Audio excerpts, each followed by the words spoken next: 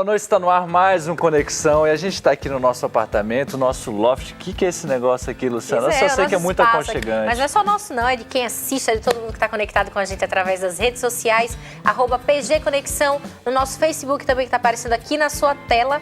Você tá de sapato novo, tô vendo Luciana, aqui. Na verdade a gente está combinando, mostra o seu sapatinho aí também, ó. Toma aí, ó, mesma Conexão cor. é sintonia.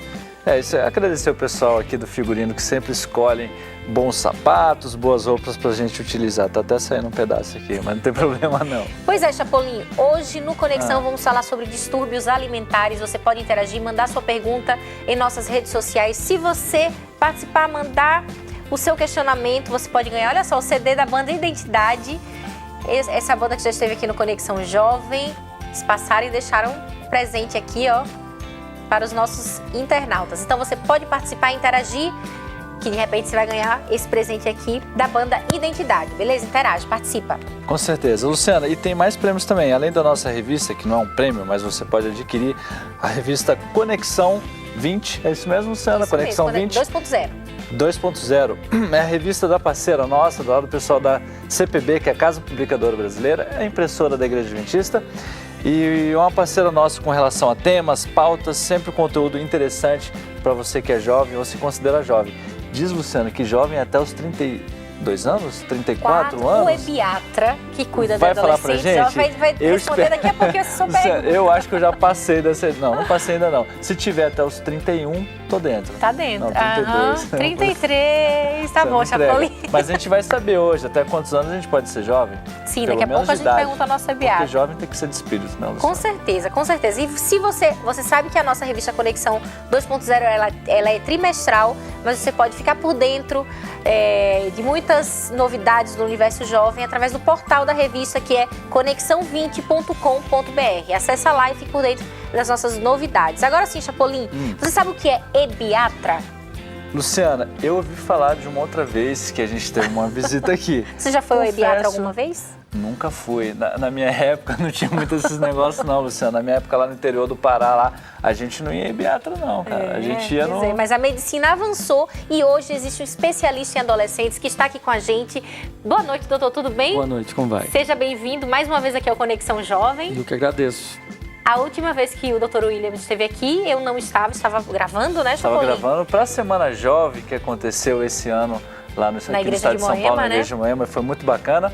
E você não pôde ter o prazer de conhecer o Dr. William. Mas hoje estou aqui, estamos todos juntos. Eu já posso dizer que eu já fui um ebiatra agora, né? Quer dizer, ele veio até mim.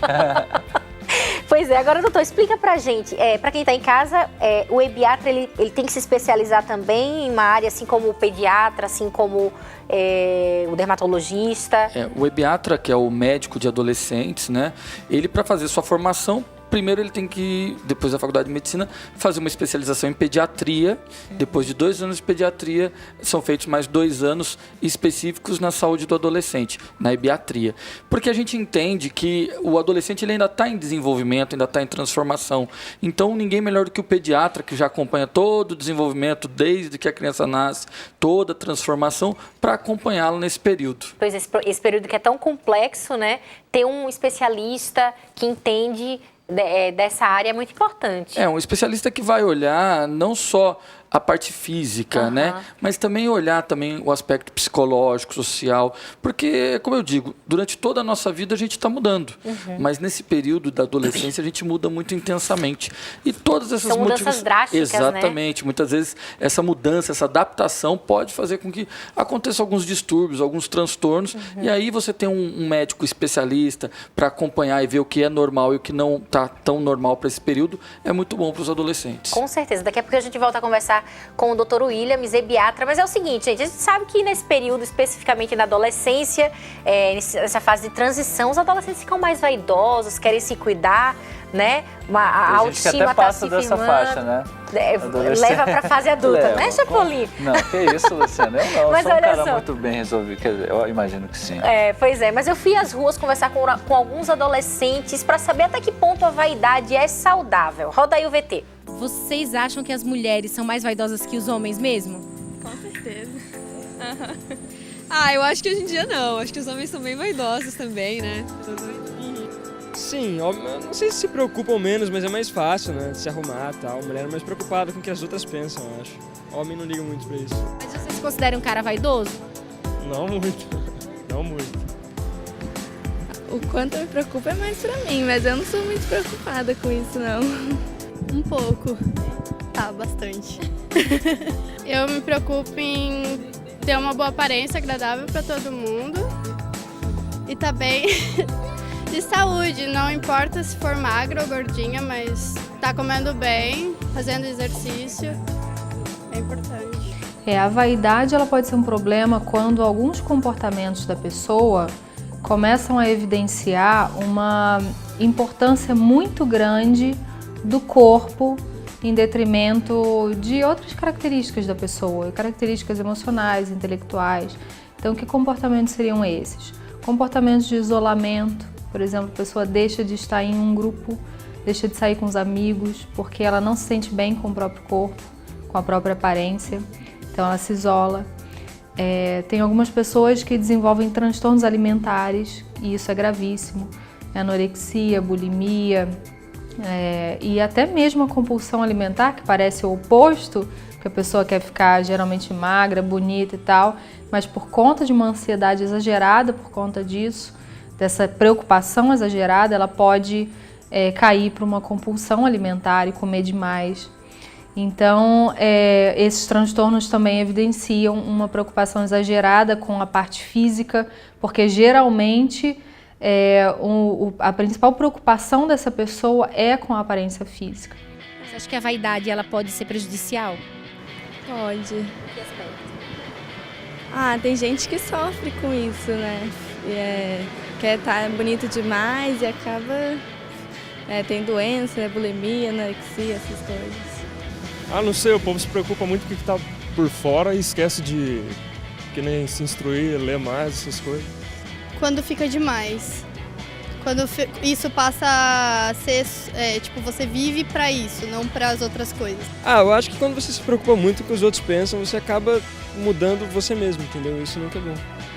Porque acaba virando, às vezes, obsessão da pessoa. Aí atrapalha em certos pontos.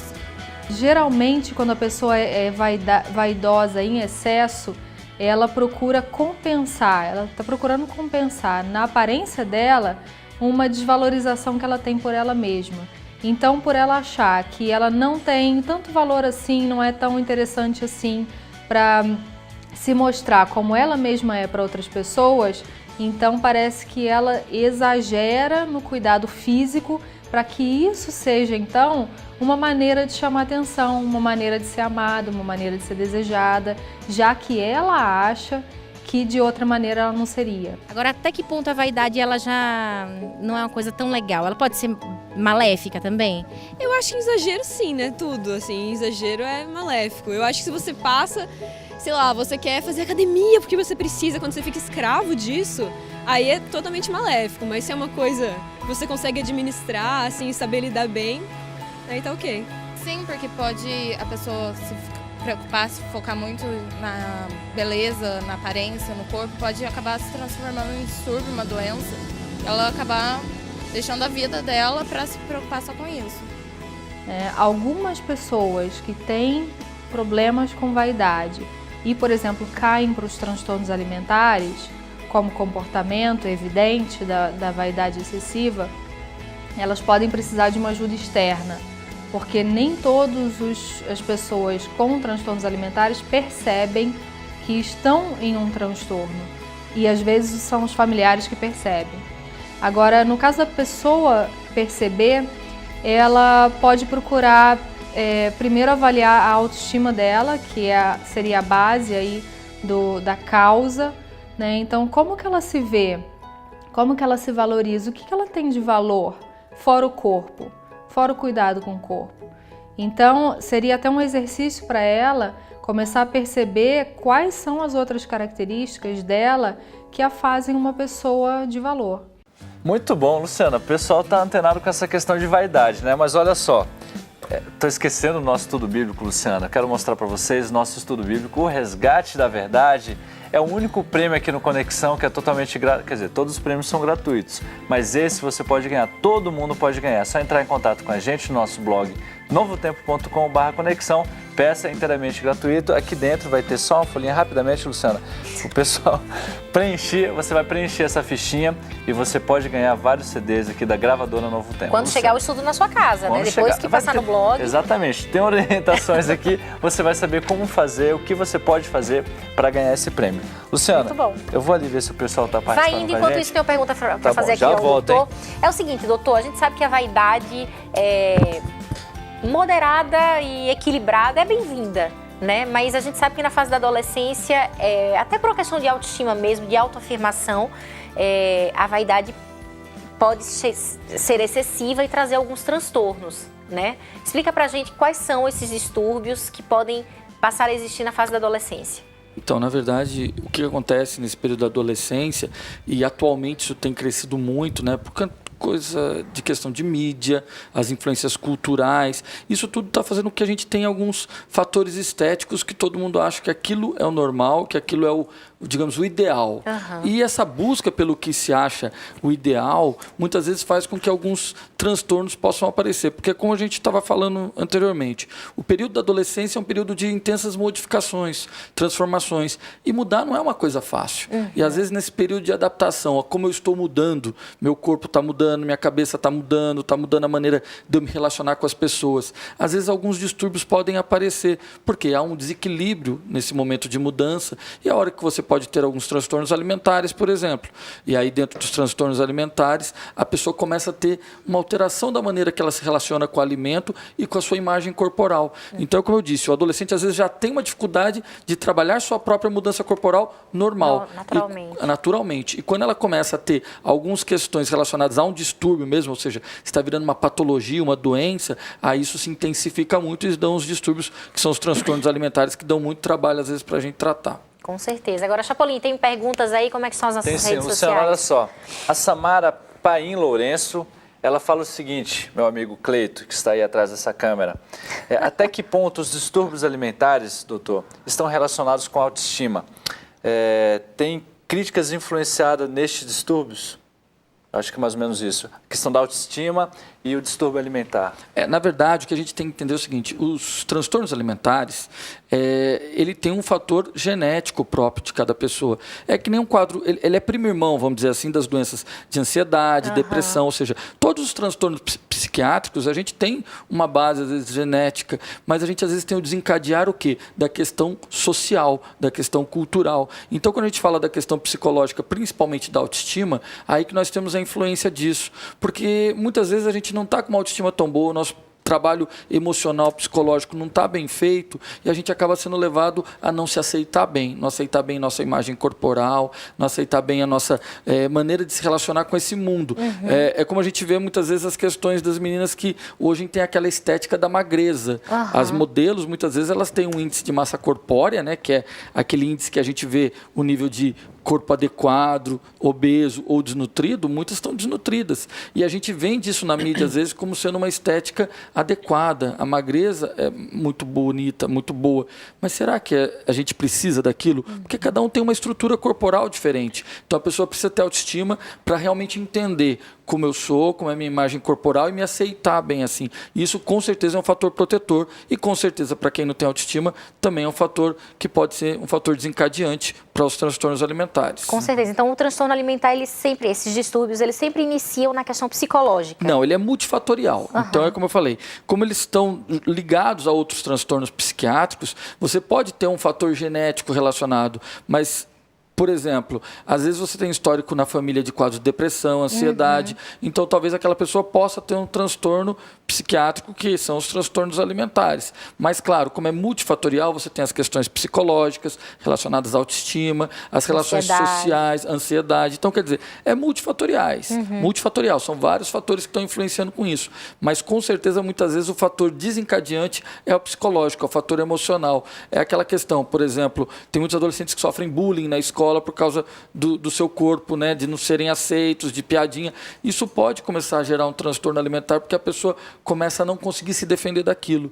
E aí ela começa a ter um quadro de purgação, né, de bulimia, onde ela vomita para tentar perder aquilo, ou olhar para o espelho e se achar gorda realmente, que é anorexia. Então, isso pode se desencadear por algumas questões sociais mesmo que a pessoa está vivendo. Tá, ok. Agora, existe uma faixa etária que esses transtornos eles são recorrentes? Uma faixa etária, sim? Então, mais na adolescência, mais na fase adulta? Adolescência e adulto jovem normalmente costuma ser mais frequente, porque você está passando pelos períodos de transformação física, né, na adolescência. Então é a hora que você começa a ter que fazer esse embate do que é o esperado com o que é o real. Aí nesse embate do esperado e do real você pode desencadear alguns transtornos, porque você está tentando formar a sua imagem corporal. E o adulto jovem, porque você tem outros aspectos. Muitos não se resolveram bem nesse período de adolescência e levam algumas questões consigo. Agora, independente da faixa etária, né, de ser mais frequente em adolescente, adulto jovem, é bem nítido que no sexo feminino é bem maior do que o sexo masculino. Agora, doutor, eu tenho uma pergunta, assim, uma curiosidade, na verdade, nessa questão de distúrbio alimentar. A gente está falando na questão de distúrbio alimentar como forma de repente, uma fuga por uma insegurança ou por, de repente, um bullying na escola, né? Mas a questão, não sei se encaixa como distúrbio alimentar, a pessoa que come muito, mas não porque ela tem um distúrbio, mas, de repente, assim, estou com uma ansiedade, eu vou comer muito. Ela come muito porque ela gosta de comer muito. Tem um amigo meu que come bastante, eu não posso citar o nome. Enfim, né, Luciana? Tem um amigo meu também que come bastante, mas eu não posso citar o nome. Não diz o nome não, Luciana. Como que fica essa questão? O comer muito como forma de repente, o cara que gosta mesmo de comer, não porque ele tem algum problema e ele usa a comida como uma válvula de escape. Ou a pessoa que come pouco porque ela não sente fome mesmo, trabalha demais, assim. Mas pode ser ansiedade nos dois aspectos, né? É perfeita a tua pergunta. Sim, é legal. Tem um quadro de ansiedade, onde você, às vezes, quando está muito ansioso, você come mais, né? Ou come algum tipo de comida. Tem gente que, quando está muito ansioso, come chocolate de monte, doce, né? À vontade. Doce demais. Então tem a questão da ansiedade. Muitas vezes você está comendo demais ou de menos porque você tem um quadro ansioso. Quando você come de menos também, é muito relacionado às vezes com quadros depressivos. A pessoa que está deprimida, então aquela coisa, meu filho não come. Porque às vezes ele está dormindo demais e comendo pouco, mas é uma fuga. Agora, o que é importante nessa tua pergunta é que, assim, todo mundo está acostumado com anorexia e bulimia. A gente pode até explicar um pouquinho melhor depois, que todo mundo já ouviu falar nisso. Mas tem um transtorno, que é uma terceira linha, que chama transtorno de compulsão alimentar. É uma pessoa que come desesperadamente, talvez desencadeado por um fator de ansiedade, e ela não tem aquele remorso depois, ela não vai olhar no espelho e vai se achar gorda, porque o anoréxico, né, quem tem anorexia, ela tem sentimento de culpa, né, depois de se alimentar. Ela evita comer porque ela olha no espelho, ela acha que está gorda, ela tem, às vezes o menino está super magro, desnutrido, mas acha que está gordo, é o anoréxico. E no caso do compulsivo, quais são os fatores que podem levá-lo à morte? Então, o compulsivo é um pouco diferente, porque assim, então, como o anoréxico ele se acha gordo, o bulímico ele come, se arrepende e ou vomita ou vai tomar laxante para perder aquilo. Já o transtorno de compulsão alimentar, ele tem certeza do corpo dele, ele não está se achando gordo, ele sabe que está gordinho, que está magrinho, ele também não vai se arrepender depois de ter que ir lá vomitar, mas ele come compulsivamente, é aquele que tem uma alimentação boa durante o dia, daí chega à noite, come 2 caixas de bombom, um pote de sorvete, então esse é o compulsivo alimentar, mas é muito ligado à ansiedade. E o compulsivo alimentar, ele pode, porque assim, a gente sabe que a bulimia e a anorexia, por desnutrição, você pode chegar à morte. Chega a vários problemas. Né? Vários problemas e até a morte também. E o compulsivo alimentar, quais são os problemas que ele pode desenvolver, além da obesidade, exatamente. Que já traz... Obesidade, você pode ter as alterações de colesterol, triglicérides, hipertensão, né, que é a pressão alta, ou seja, tem vários transtornos físicos que você tem. E o importante é a gente notar isso, que todas essas doenças acabam trazendo consequências físicas. E às vezes, assim, a bulimia ela é muito mais complicada do que a anorexia. Porque o anoréxico ele está desnutrido. É aquela pessoa que você vai conversar, a pessoa está falando que está se achando gorda e você vê que ela não está. O bulímico pode ser magrinho, pode ser gordinho ou pode ser o peso normal. Porque, na verdade, o que ele tem é um arrependimento depois e ele coloca para fora de alguma maneira. Então, quer dizer, o bulímico, às vezes, é mais complicado de diagnosticar do que o anoréxico. E o transtorno de compulsão alimentar mais ainda, porque a gente acha só, ele está comendo mais porque está ansioso. Mas a gente não está vendo que ele está virando uma patologia, uma doença. Uma doença mesmo, né? E aí, Chapolin? Sandra, quero só mandar um abraço aqui para a Lídia Mesquita. Ela sempre participa com a gente, quase todo o programa ela envia perguntas também, ou participações, comentários, e quero mandar um abraço para ela. E quero mandar uma dica também, Luciana. A gente sempre, como você pode ver, tem algumas fotos aqui nesse quadro. Chega mais, como diria o pastor Luiz Gonçalves, vem pertinho, chega pertinho, Cleito. A gente tem algumas fotos aqui no nosso cenário. O pessoal de casa quiser participar, pode enviar a sua foto para a gente e a gente vai aqui, Luciana, cada semana ou cada mês, colocar uma foto de um participante ou do pessoal da internet aqui com a gente também.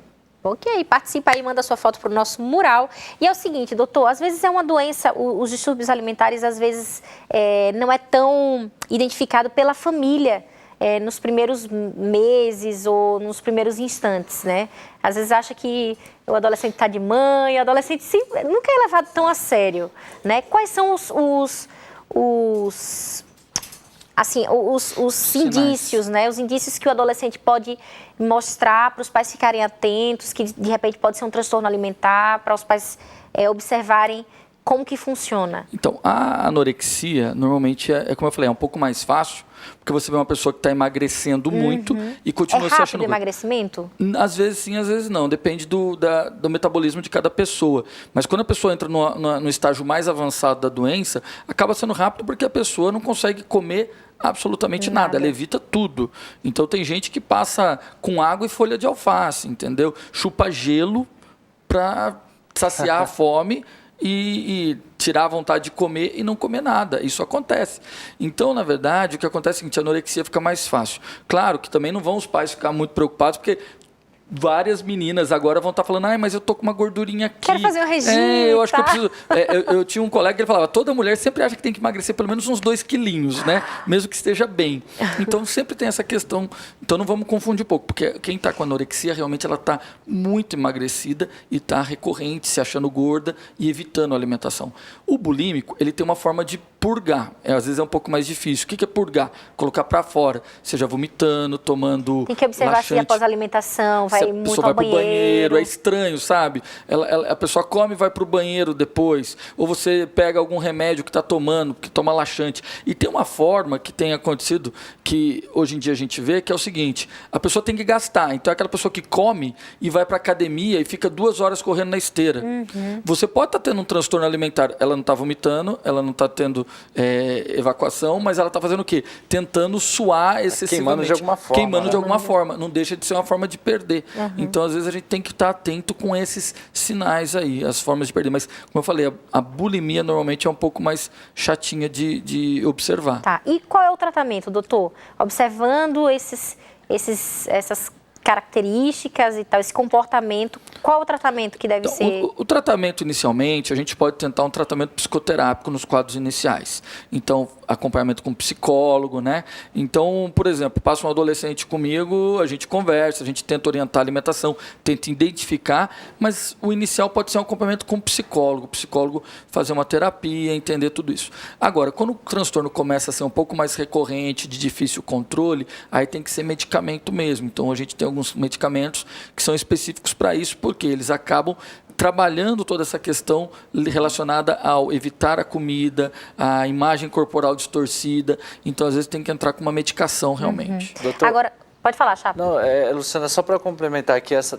sua pergunta, até que o nosso tempo já está acabando, mas é o seguinte, é do Júlio Joaquim, e tem a ver com o que você perguntou também. Como a gente pode parar de ter distúrbios alimentares, né? Se existe uma maneira, é possível? Olha, é difícil a gente parar porque, como eu falei, é multifatorial e muitas vezes está relacionado com várias questões do nosso dia a dia, da nossa imagem corporal, da nossa aceitação própria. Agora, claro que a melhor maneira de eu tentar evitar ou minimizar isso é eu trabalhar para eu ter uma boa autoestima. Eu acho que isso é o principal. Eu ia perguntar, doutor, sobre a importância da família na construção dessa autoestima, né? Que é uma das instituições que mais vai garantir isso para o indivíduo, né? A importância da família no papel do fortalecimento e da construção da autoestima também. Foi o que a gente falou da outra vez. Eu acho que o adolescente é um ser em transformação e todos os fatores protetores são importantes. Família, grupo, igreja, quer dizer, tudo que você tem que é fator protetor é extremamente importante para que você tenha uma imagem adequada de você, uma boa autoestima e, consequentemente, protegido de vários probleminhas que a gente pode ter por aí. Tá ok então, doutor. Nossa conexão tá indo embora. Polícia, ficou bom, aí? Sara. Chega aqui. O negócio aqui passa muito rápido, já acabou nosso tempo. Acabou nosso tempo. E a gente vai ficando por aqui, Luciana. Mas, doutor, muito obrigada por sua participação, viu? Esperamos doutor aqui Vieira. mais uma vez no Conexão. Muito obrigada. Obrigado a você. Isso aí, Chapolin, acabou. Isso aí, até amanhã Até então. amanhã. A gente fica por aqui, daqui a pouco a gente apaga as luzes aqui do nosso apartamento, o apartamento do Conexão. E até amanhã. Beleza. Valeu, gente. Até lá.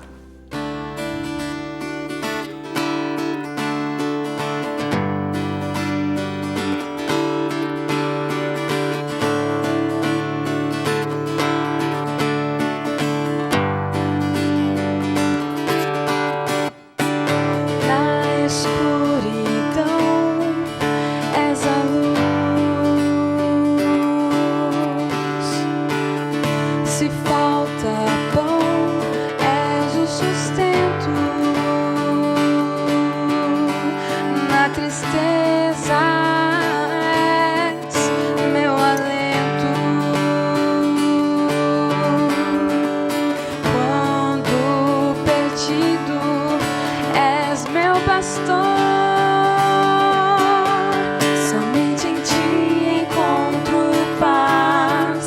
Somente em ti existe calma, somente tu és a esperança. Somente em ti encontro paz, somente em ti existe calma, somente tu